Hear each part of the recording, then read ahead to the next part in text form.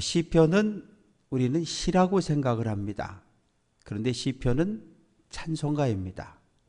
우리가 찬송을 부르는 것처럼 시편 1편부터 150편은 찬양입니다.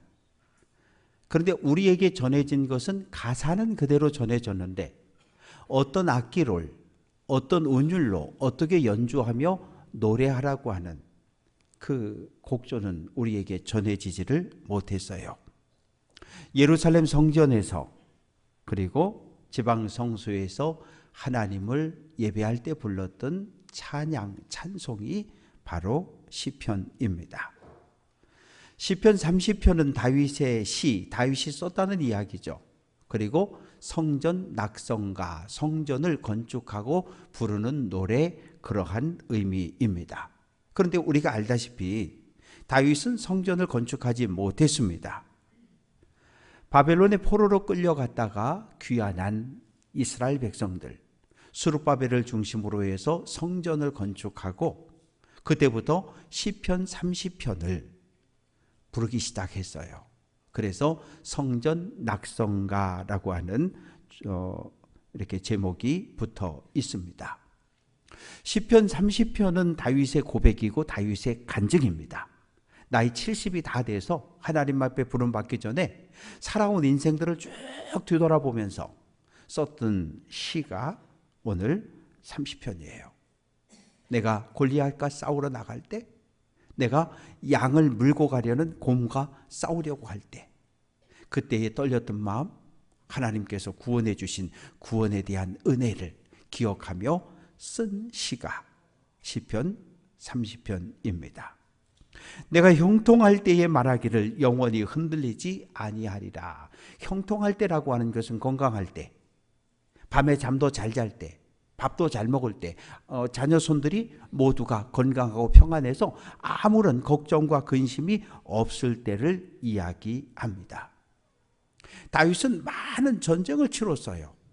블레셋, 모압, 소바, 아람, 하맛, 암몬, 에돔. 그런데 사무엘하 8장 14절을 보면 다윗이 어디로 가든지 여호와께서 이기게 하셨다. 하나님의 은혜로 모든 전쟁에서 승리할 수 있었습니다. 주변 모든 나라를 정복했고 이제 세금, 조공도 받게 됐어요. 그러자 다윗의 마음이 조금 우쭐거리기 시작합니다. 내가 세운 이 나라는 영원히 흔들리지 않는다. 흔들린다는 것은 비틀거린다는 거예요. 불안정하다는 거예요. 오늘 우리 사회는 어떻습니까? 정치, 경제, 사회, 문화, 외교, 국방, 사회 전체가 흔들리고 있어요. 자고 일어나면 깜짝깜짝 놀랄 소식들이 우리에게 들려지는 이 혼란스러운 이 시대를 우리는 살아가고 있습니다. 정치적인 안정, 이거 내 힘으로 했어. 전쟁에 승리한 거, 이거 내 능력이야. 다윗은 이렇게 자랑을 했어요. 다윗에게서 겸손한 마음이 사라지고 내가 했다고 하는 교만한 마음이 찾아왔을 때 하나님은 다윗을 향해 베풀었던 손을 거두셔 버렸어요. 다윗은 군사령관 요압에게 명령합니다. 단에서 브엘세바까지, 단은 최북단, 브엘세바는 최남단, 이스라엘 전체의 인구조사를 해오라는 거예요. 인구조사를 하는 목적은 두 가지입니다. 첫 번째는 머리 수대로, 인구 수대로 세금을 매기기 위해서, 두 번째는 전쟁이 났을 때 군대에 동원할 수 있는 군인의 숫자를 확인하기 위함입니다. 다윗은 사울왕에게 쫓길 때 하나님을 찾았고 하나님을 의지했어요. 그런데 모든 것이 형통해지니까 눈에 보이지 않는 하나님 필요 없고 눈에 보이는 강력한 군대가 필요했던 거예요. 요압은 충신이었습니다. 왕이요, 하나님께서 당신에게 베풀어 주신 은혜가 얼마나 크고 놀라운데 왜 하나님께서 원하지 않는 인구조사를 하라고 명령하십니까? 반대했어요. 그러자 왕이 얼굴을 붉히며 큰 소리로, 요압, 시키면 시키는 대로 하지 웬 말이 많아? 빨리 나가!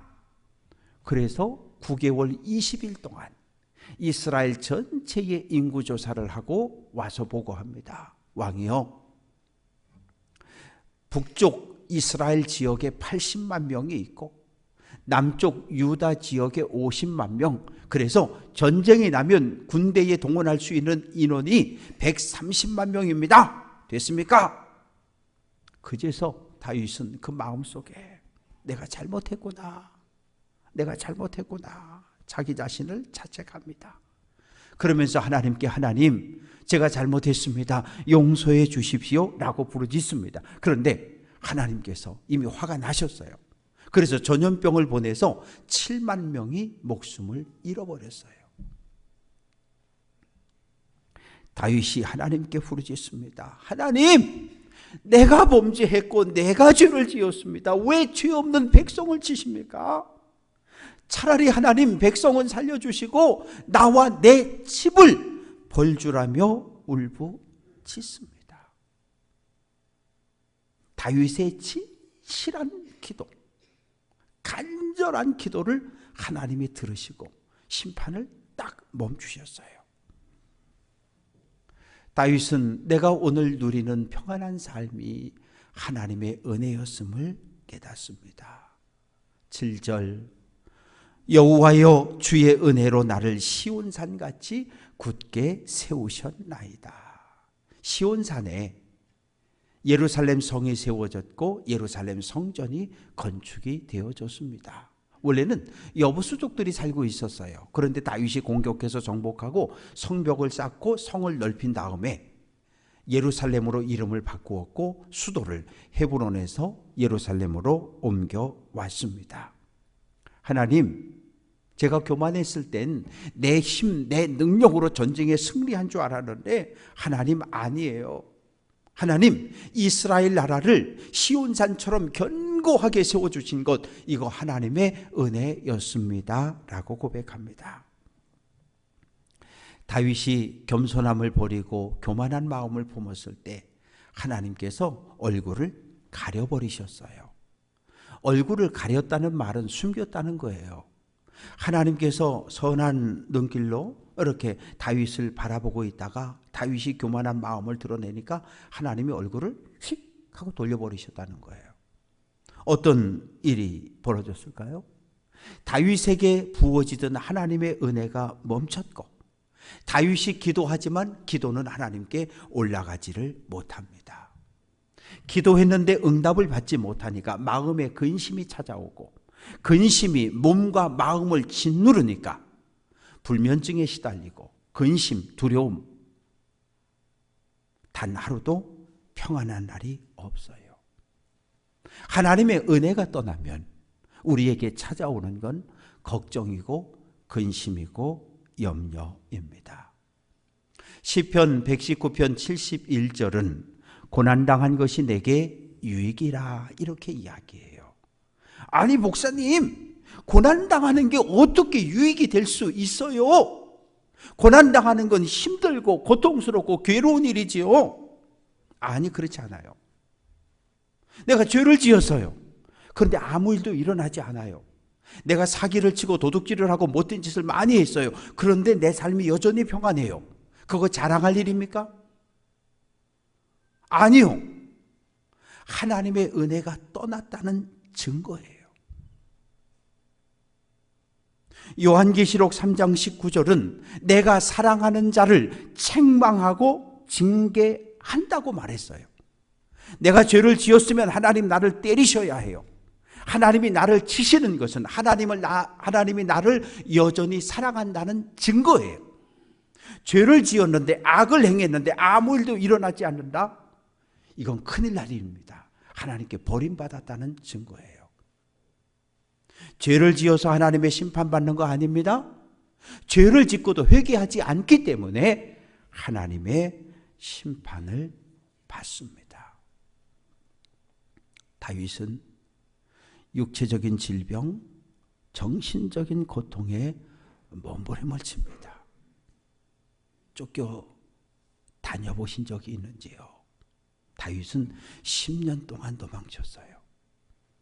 사울 왕은 죽이겠다고 쫓아오고 다윗은 살려고 도망칩니다. 여러 번 죽음의 고비를 넘겼어요. 산에 숨었는데 사울 왕이 군대 3,000을 동원해 가지고 산을 포위해 버렸거든요. 장군 우리야를 죽이고 그 안에 밧세바를 아내로 데려왔어요. 그런데 낳은 아들이 죽어가요. 그때도 다윗은 금식하며 하나님 앞에 몸부림을 쳐요. 내가 잘못했다고, 이 아이를 살려달라고. 근데 하나님 살려주지 않았어요. 셋째 압살롬이 장남 암논을 죽였어요. 장남이 죽었어요. 그런데 이 셋째 압살롬이 다윗이 70 가까웠을 때 노년에 반란을 일으켜서 반란군을 이끌고 아버지에게 목을 내놓으라고, 왕권을 내놓으라고 달려들어요. 성경을 보면 다윗 왕이 울면서 맨발로 비는 주룩주룩 내리는데 감람산을 넘어서 도망갔다, 이렇게 기록하고 있어요. 얼마나 기막힌 인생입니까? 시편 40편 2절은 하나님께서 기가 막힐 웅덩이와 수렁에서 나를 끌어올렸다고 고백하고 있어요. 기가 막힐 웅덩이, 높은 산에서 폭포가 떨어지잖아요. 그럼 그 밑에 깊은 웅덩이가 파여지잖아요. 그게 기가 막힐 웅덩이에요. 수렁은 무엇입니까? 진흙구덩이에요. 거기 빠지면 나올 수가 없어요. 다윗은 죽음 앞에 놓여졌을 때, 아무것도 할 수 없을 때 하나님 능력의 오른손을 베풀어서 다윗을 살려주셨어요. 그런데 감사하지 못했고 하나님을 찬양하지 못했습니다. 어느 날 도망치다가 제사장들이 사는 노비라고 하는 마을로 도망을 쳤어요. 제사장 아히멜렉이 먹을 떡을 주고 빵을 주고 그리고 골리앗의 칼을 다윗에게 주어서 무장을 시켰습니다. 얼마나 감사한 일이에요. 그런데 에돔 사람 도액이라고 하는 사람이 사울 왕에게 고발했어요. 왕이요, 다윗이 노비라고 하는 마을, 제사장의 마을에 숨어 들어갔는데 아히멜렉이 먹을 빵을 주고 칼을 주었다고. 아히멜렉을 불러 죽입니다. 군대를 동원해서 노베에 살고 있는 85명의 제사장, 그 가족들, 어린아이들, 젖먹는 어린 아기, 그리고 소와 양과 염소 싹 죽여버렸어요. 그 소식을 들은 다윗은 두려움에 떱니다. 나 때문에 아무 죄 없는 사람들이 떼죽음을 당했다며 하나님 앞에 탄식하며 울부짖어요. 나도 사울왕에게 붙잡히면 죽겠다라고 하는 두려움에, 죽음에 대한 공포에 떠옵니다. 어찌 보면 인생 최악의 순간을 맞이했어요. 그때의 상황을 시편 6편은 이렇게 기록하고 있어요. 6편 2절, 내가 수척했다, 나의 뼈가 떨린다. 3절, 나의 영혼도 떨린다. 7절, 대적으로 말미암아 눈이 어두워졌다며 탄식합니다. 온몸이 아파요. 잠을 자려고 누웠는데 온몸 어느 한 곳 쑤시지 않은 것, 통증이 없는 것이 없어요. 통증이 너무 심해서 밤에 잠을 자지 못하고 불면증에 시달리고 음식을 먹을 수가 없고, 이렇게 사는 게 이게 사는 것이 아니죠. 내일 밝은 떠오르는 태양을 내가 볼 수 있을까? 내일도 내가 살 수 있을까? 죽음에 대한 공포, 두려움이 그의 마음을 짓누르고 있어요. 그런데 다윗이 그 어려운 상황 속에서 하나님을 향한 기도의 끈을 붙잡고 있었어요. 하나님께 기도해요. 하나님께 부르짖고 하나님께 간구해요. 부르짖다는 말은 하나님을 찾았다는 거예요. 그리고 여호와의 이름을 부른다는 거예요. 나를 살려주실 분, 나를 이 죽음의 위기에서 건져주실 분은 하나님 한 분밖에 없다고 고백을 합니다. 하나님, 다시 나에게 얼굴을 돌려주십시오. 하나님, 얼굴을 나에게 숨기셨는데 하나님, 내가 견딜 수 없습니다. 다시 나에게 얼굴을 돌려주십시오. 멈춰졌던 하나님의 은혜가 내게 다시 임하게 해달라며 하나님께 눈물로 호소합니다. 다윗이 질문을 던져요. 9절, 하나님, 내가 무덤에 내려가는 것이 나의 피가 무슨 유익이 있겠습니까? 하나님, 오늘 나를 여기서 죽이시면 하나님께 무슨 유익이 있겠습니까? 좋은 일이 뭐 있으시겠어요? 하나님, 나를 살려주세요. 나를 살려주시기만 하면 내가 하나님께 영광 돌릴게요. 하나님을 찬양할게요. 하나님의 진리, 하나님의 신실하심을 내가 전하며 살겠다고 결단을 합니다. 진토라고 하는 것은 죽어서 땅에 묻혀서 흙이 돼버린 상태.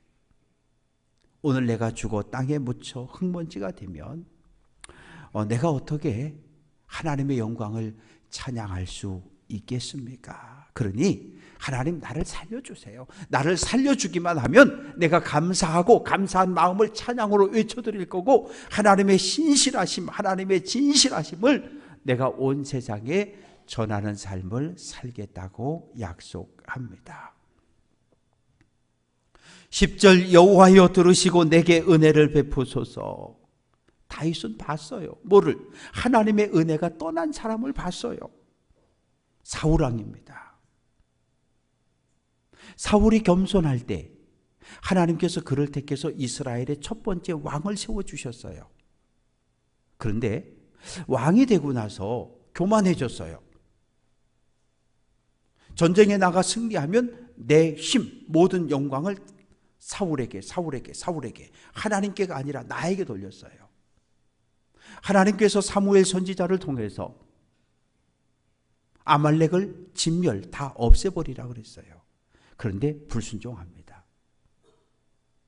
대제사장이 가지고 있는 하나님을 예배하고 제사하는 그 일을 자기가 했어요. 그래서 어떻게 해요? 하나님께 버림을 받게 됩니다.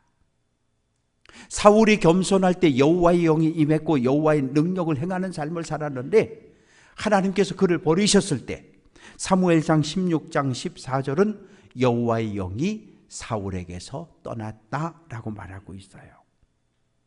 그냥 여호와의 영이 떠났다 그걸로 끝난 것이 아니라 하나님이 부르시는 악한 영이 사울에게 들어와서 그는 날마다 고통과 괴로움에 떠옵니다. 하나님만 떠났을까요? 대제사장 사무엘도 떠났어요. 사울왕이요, 나는 이제 죽을 때까지 당신을 보지 않겠습니다. 그리고 떠났어요. 그리고 정말 죽을 때까지 사울왕을 만나지 않습니다. 다윗은 어떻습니까? 골리앗을 죽이고 이스라엘을 구원한 장군이었는데, 여인들의 말, 사울은 천천, 다윗은 만만. 사울왕은 전쟁에 나가서 1000명의 적을 무찔렀는데 다윗은 10,000명의 적을 무찔렀다는 그 찬양 소리에 그만 다윗에 대한 미움이, 분노가 생겨났어요. 창을 들어 던져 다윗을 죽이려고 하고 다윗은 살겠다고 도망을 치기 시작합니다. 블레셋이 쳐들어왔습니다. 세 아들과 함께 전쟁에 나가서 블레셋과 싸웠지만 결국은 길보아 산에서 사울 왕과 세 아들이 한날 모두 목숨을 잃습니다. 다윗은 그것을 보았어요. 그래서 하나님께 기도합니다. 하나님, 내 기도를 들어 주옵소서. 다윗이 기도하는데 죄를 지으니까 기도가 올라가질 않아요. 이사야 59장 2절은 오직 너희 죄악이 너희와 너희 하나님 사이를 가로막았다고 이야기해요. 우리가 기도는 하고 있는데 우리의 기도가 죄에 막혀서 하나님께 올라가지 않고 하나님께 올라가지 않으니까 하나님은 듣지 않으시고 응답하지 않으십니다. 죄를 인정하고 하나님 앞에 회개함으로 하나님과 우리와의 관계가 회복되어지고, 그럴 때 우리의 기도가 하나님 앞에 상달되며 응답을 받는 줄로 믿습니다. 다윗은 하나님 은혜를 베풀어 달라고 기도해요. 하나님의 은혜가 멈추었잖아요. 육체적인 질병으로 죽음은 눈앞에 찾아왔고 마음은 절망 속에 한없이 무너져 내렸습니다. 병들어 침대에 누워있을 때 하나님 나 좀 살려주세요. 악인의 손에서 내 생명을 구원해달라고, 나를 공격하고 나를 죽이려고 하는 대적들의 손에서 나를 건져달라고 눈물로 호소합니다. 하나님 나를 좀 도와달라고 기도해요. 다윗을 도와주는 사람이 없어요. 왜? 사울왕이 전국에 지명수배를 내려버렸어요. 다윗을 숨겨주는 집 가문은 벌 준다. 다윗이 어디에 숨었는지 아는 사람은 신고해라. 다윗에게 떡을 주고 골리앗에 칼을 주었다. 몰살당한, 떼죽임을 당한 놉사람들의 이야기가 이스라엘 전체에 소문이 났어요. 핏줄, 유다 지파도 안 도와줘요. 형제, 친척들 다 다윗의 고난을 외면하고 있습니다. 하나님의 도움이 아니면, 하나님의 은혜가 아니면 단 하루도 살 수 없음을 고백하고 있습니다. 다윗이 기도할 때 눈에 눈물이 툭툭툭 떨어져요. 하나님 살려주세요. 하나님 나를 좀 도와주시고 내 기도에 응답해달라고. 떨어지는 눈물이 하나님 앞 눈물병에 한 방울 두 방울 떨어졌고 차고 넘쳤을 때 하나님 말씀하셔요. 다윗아 내가 내 기도를 들었다. 다윗아 내가 내 눈에 눈물을 보았다라고 말씀하셔요. 그리고 다윗의 죄를 용서하셨고 다윗은 용서받은 기쁨을 찬양합니다. 11절 주께서 나의 슬픔이 변하여 내게 춤이 되게 하셨다. 하나님의 은혜가 임하자 하나님과의 관계가 회복되자 근심과 두려움과 걱정이 사라졌고 평안을 회복하고 마음과 몸을 짓눌렀던 모든 고통이 질병이 괴로움이 사라지고 그러자 기뻐 춤을 추게 되었는 거예요. 베옷을 입고 가슴을 치며 통곡하고 기도했었는데 하나님께서 기쁨의 띠를 띄워주셔서 하나님을 찬양하며 춤추며 하나님께 영광을 돌리게 하셨습니다. 다윗은 구원의 하나님께 약속을 합니다. 내 영광으로 주를 찬송하겠습니다. 살아가는 모든 날 동안 한결같은 마음을 가지고 받은 은혜를 기억하고 감사하며 겸손한 마음으로 하나님을 섬기겠다고 약속을 합니다. 다윗의 인생을 돌아보면 어떨까요? 목동, 양을 치던 목동의 자리에서 이스라엘의 두 번째 왕으로 세워주셨잖아요. 얼마나 놀라운 은혜고 감사한 일입니까? 목동이었을 때 하나님을 찬양하고 하나님께 기도했고 골리앗과 싸우러 나갈 때 하나님을 의지했고 사울왕에게 쫓길 때 하나님을 찾고 또 의지했어요. 그런데 모든 상황이 정리되고 평안해졌을 때, 형통했을 때 하나님보다 눈에 보이는 군대를 의지하기 시작했어요. 하나님과 관계가 끊어졌고 몸에는 고통과 질병과 근심이 찾아오고 그제서야 다윗은 다시 자기 자신의 죄를 뉘우치고 하나님 앞에 눈물로 기도합니다. 사랑하는 성도 여러분, 화장실 들어갈 때 나올 때 마음이 다르다 그래요. 우리의 인생은 어떻습니까? 어려움을 만나면 우리는 조건을 걸어요. 하나님, 이 문제를 해결해 주시면, 하나님, 우리 자식의 문제를 풀어주면, 사업의 문제를 풀어주면 열심히 봉사하고 전도하고 헌신하는 삶을 살겠습니다. 하나님께 약속을 해요. 그 정도로 간절한 거지요. 그런데 기도가 응답이 돼서 자녀들의 문제가 풀려지고 삶의 인생의 문제들이 다 풀어졌어요. 하나님과 약속한 거 지키신 적 있나요? 기억도 안 해요. 내가 그랬나요? 그런 적이 있나요? 아니요. 그러면 안 돼요. 어려운 상황을 만났을 때나 하나님께서 어려움의 문제를 풀어주셔서 평안해졌을 때나 늘 한결같은 마음으로 받은 은혜에 감사하며 기억하고 찬양하는 귀한 성도들 될 수 있기를 주님의 이름으로 축원합니다.